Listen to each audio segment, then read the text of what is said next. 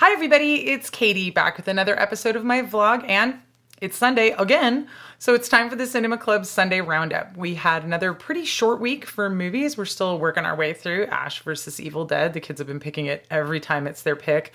And of course, working our way through our family playthrough of Final Fantasy VII. But we still had time to watch 5 movies, or, well, one of them wasn't a movie, but we'll get to that. This week, we started out with, as I threatened last week, House of Games from 1987, written and directed by David Mamet, starring Lindsay Krause and Joe Mantegna, and Ricky Jay, of course. R.I.P. Ricky Jay, he's amazing. This is an incredibly tightly written, I mean, there is no waste in the script at all. It's like a neo-noir thriller, ostensibly about a psychologist who goes up against some unsavory characters to try and help out one of her patients who has a problem with gambling addiction.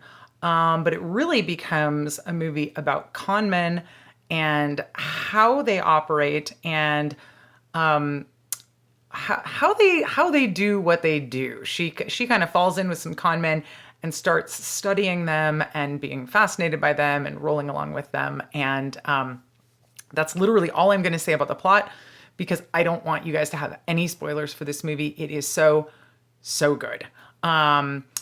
Showed it to the kids. They absolutely loved it, which I'm so excited about because that means we can now watch The Spanish Prisoner, Mamet's next neo-noir, suspenseful thriller crime movie.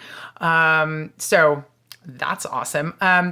Like I said, this movie is starring Lindsay Krause and Joe Mantegna. They both do incredibly well in their roles. Everyone in the movie is incredible in their role, but these two, the chemistry between them, the way that they kind of play off of each other, it is so good. And like I said, the script written by David Mamet, and this is his first movie where he's directing his own script. He had written several films before this one, but this is his first time as a director. It's just incredible. It's just so tight. It's so well written. It's so well acted. It's so well staged, which is kind of weird to say about a movie, but you guys get what I'm saying. Like the way that a play is staged, you stage the movie also. And again, Mamet comes from a playwright background, so the movie very much feels like a play in a lot of spots, but it's kind of an expanded play because he definitely plays with the form of film and does things that you could not do on a stage. You'd have to imply or tell people that they were happening and you couldn't really show them. So again, I don't want to say much more than that about the plot of this one, but if you like psychological thrillers, suspenseful movies, crime movies, neo-noir, if you are a fan of live theater and like a movie that feels like a play, I would definitely recommend this movie. I recommend this movie to everybody, but if any of the stuff that I just said is like in your wheelhouse, you definitely want to see this one. And like I said, I'm super excited that the kids loved it, so on to The Spanish Prisoner next, whenever it turns into my turn again to pick the movie. So speaking of people's turns to pick the movie, the next night after House of Games, Sean picked Krush Groove from 1985, which was just a complete blast to watch with the kids. They don't know a ton about the early days of rap and sort of the history of that stuff. And so we had to explain a lot of the movie to them. But this is the film that is basically a fictionalized telling of the early days of Def Jam Records. Def Jam is called Krush Groove Records in the movie. But they got like everybody, the real people, that all the musical acts are in the movie. Run DMC, the Fat Boys, the Beastie Boys, Curtis Blow, New Edition, Sheila E., who actually was not a Def Jam artist, but she's inserted into the movie as a romantic interest. Rick Rubin is in it as himself. Russell Simmons is the one character from the whole thing that's not actually in the movie. His character is played by Blair Underwood. But so it's this kind of accurate telling of some of the conflicts and what maybe happened during the early days of Def Jam. But of course, the people who made the movie took a bunch of liberties with the storytelling also to try and make things, more dramatic or, have a little bit more conflict here or whatever. So it's not a completely accurate telling of the story. It's not a documentary at all, but it's a really fun movie with a ton of rappers from the early days of rap doing their thing, and kind of just, it seems like having a good time playing for each other in a lot of the scenes of the movie.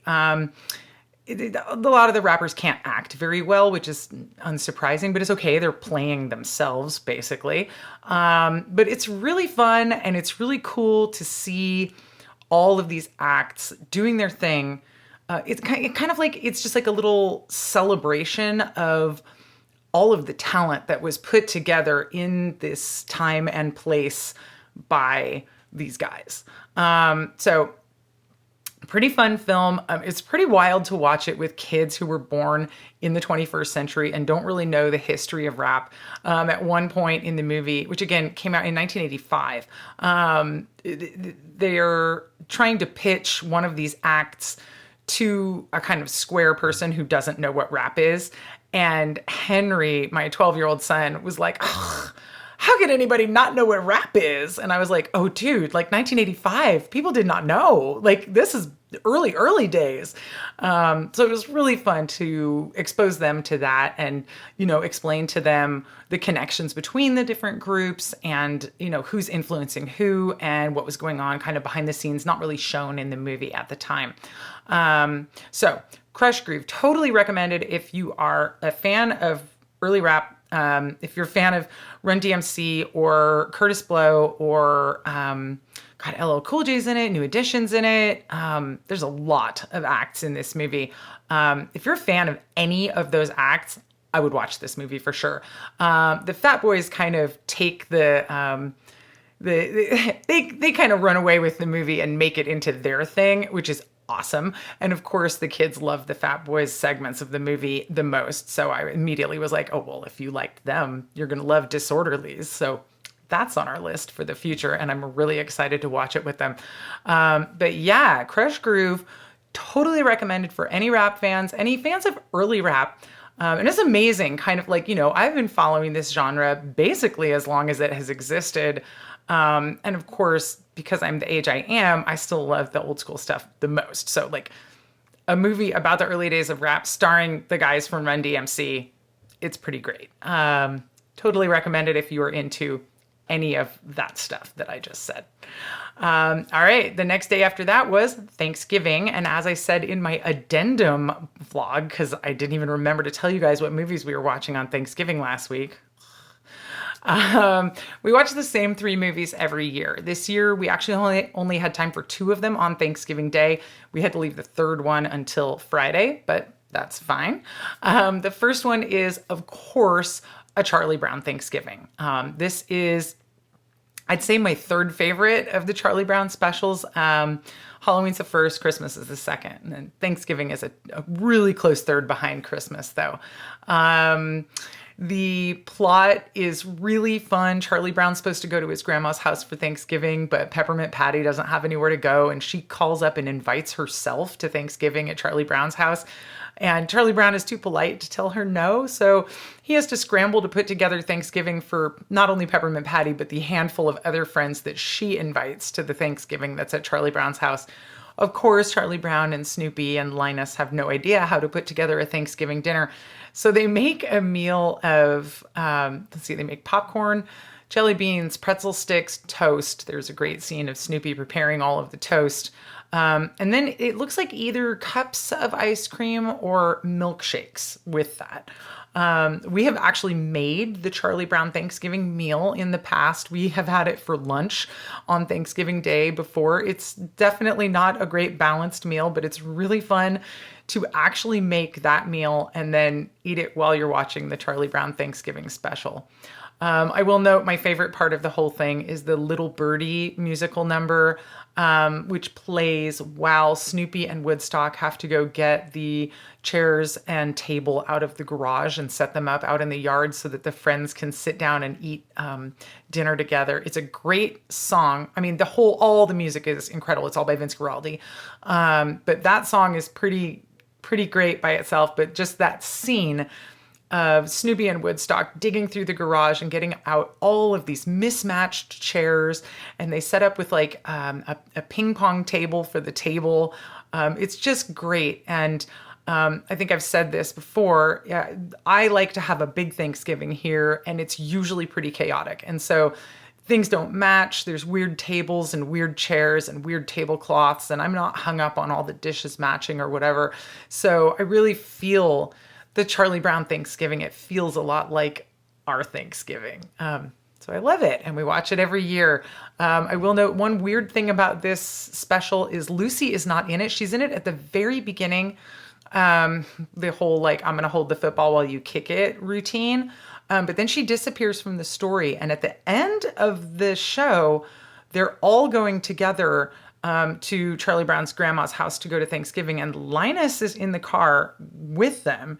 Now, Linus is Lucy's little brother. So I can't figure out how on Thanksgiving Linus would be allowed to go to a different Thanksgiving than his sister. But who knows? Maybe they just didn't think it through. I don't know. So Charlie Brown Thanksgiving, 1000% recommended forever.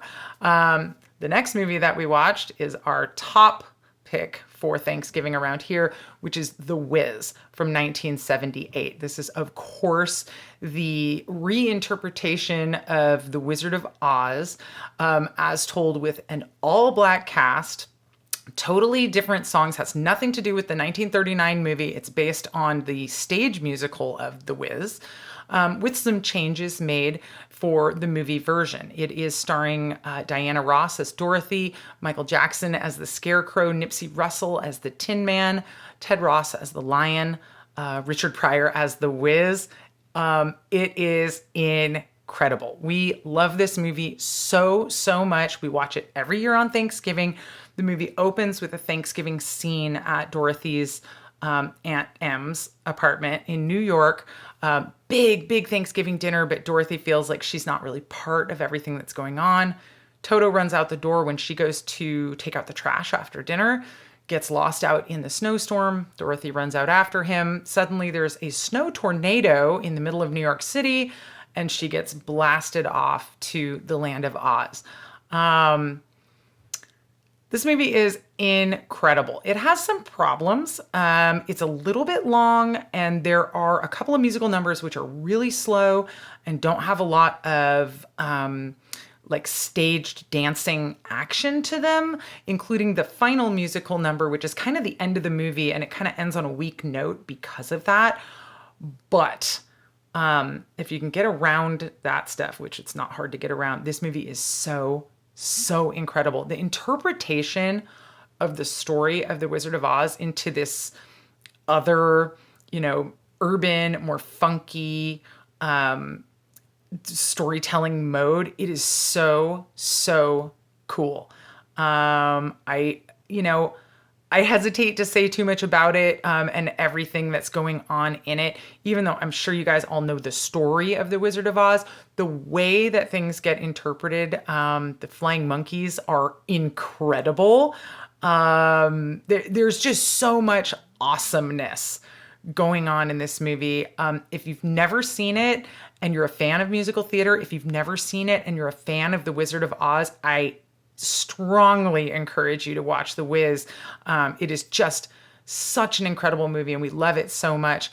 I will note in my research, I learned that Joel Schumacher, who did the script for it, was like a huge Est fan or heard seminar training. And so there's a lot of that kind of writing, like believe in yourself and find yourself type of stuff is like really loaded into it. Apparently Diana Ross was really into Est stuff also. So it's kind of riddled with that. And especially near the end, Glinda gives this whole speech that is very like Estian language. So, warning, if you're like Est damaged or like triggered by that, you're definitely going to see it sticking out like a sore thumb in this movie. If you're not familiar with that stuff, it's not going to be too much in the way. And I mean, ultimately, The Wizard of Oz is a story about getting home, but it also is about kind of like figuring out who you are as a person and where you're supposed to be between these different places. So it kind of works, but it also is, it's like laid on pretty thick in parts. The other crazy thing that I learned about The Wiz when I was researching for this vlog is apparently Sidney Lumet, the director, didn't want Michael Jackson for the role of the Scarecrow when he first was, putting the movie together. He wanted Jimmy Walker from Good Times, which is wild. Can Jimmy Walker even sing? I don't know. But that is crazy. And, okay, very, very weird idea there. I'm glad we don't live in that alternate reality universe. Every time I watch The Wiz, a different part of it strikes me as like being like really interesting or really moving or just like becomes the thing I pay attention to. Last year, it was the scene after they defeat the Wicked Witch, Eveline, and all of her slaves get freed. There's this incredible freedom and kind of redemption, and we've been released from bondage dance number. And that was like the big one that hit me like super, super hard last year. This year, I was all about the Cowardly Lion. I don't know why, but it just like was where my head was at. Ted Ross is amazing in his role as the lion. His makeup is so awesome and his costume is so like gnarly and great. Again, I would strongly encourage everybody to watch The Wiz, but especially if you're a fan of musical theater, if you're a fan of the story of Wizard of Oz, definitely check out The Wiz. I do not think you'll regret it. And of course, who could forget the subway scene? Like maybe the scariest part of the movie. It's always so awesome to watch. The kids love it so much. Try watching this movie with your kids. It's pretty great. Totally recommended. All right. And then Friday, we watched our third traditional Thanksgiving movie, Raggedy Ann and Andy, A Musical Adventure. This is a cartoon movie from 1977. The beginning and the end of the movie are actually live action. The setup is there's a little girl named Marcella. The scenes with her in it are live action. She goes into her room. She rearranges her dolls. You see all the dolls in live action. And then as soon as Marcella leaves the room, it switches into animated and the dolls all come to life. And they, of course, have their whole social hierarchy and interests and whatever. There's a new doll who's come into the nursery. She's imported from France. Her name is Babette. There is a horny pirate captain who lives inside a snow globe who sees Babette and falls in love with her, breaks out of the snow globe and kidnaps her. So now Raggedy Ann and Andy and the other dolls from the nursery have to go rescue Babette. Babette is Marcella's birthday present, so they really don't want her to go missing. The rest of the story takes the form of basically an animated psychedelic adventure. This movie is insane. It is hallucinatory. The character designs, the things that the characters do, it's totally psycho. You watch this movie and you're like, how did this movie get made? Is this for children? Who made this decision? You start dipping your toes into it and you're like, what is that character? Oh my God, what is that character?